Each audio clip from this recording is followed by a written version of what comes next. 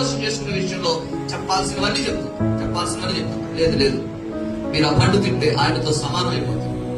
ఆ పండు తింటే ఆయనలా మారిపోతారు. ఆ పండు తింటే మీరు కూడా దేవుళ్ళు అయిపోతారని చెప్పి రెచ్చగొడుతుంటే రెచ్చిపోయి ఆమె తింది తన భర్తకు తీసుకొచ్చి ఇచ్చి ఇవ్వటం వల్ల వారి జీవితంలో ఒక శోధన ఏర్పడింది. ఏంటి ఆ శోధన అంటే, దేవుడు వచ్చి పిలుస్తుంటే దాక్కునే పరిస్థితి వచ్చింది. ఎందుకు దాక్కున్నారంటే మేము నిస్మలతో ఉన్నామనేటువంటి మాటలు వాళ్ళు నోటి చేస్తున్నాయి.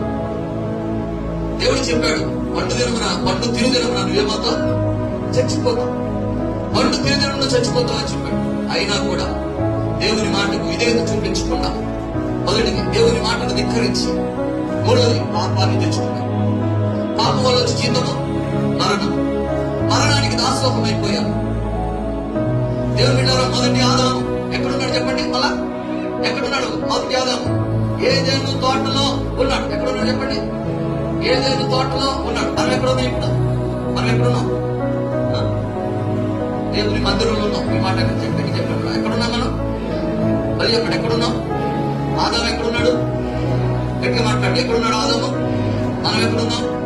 ఏదైనా తోటలో ఉన్నామా?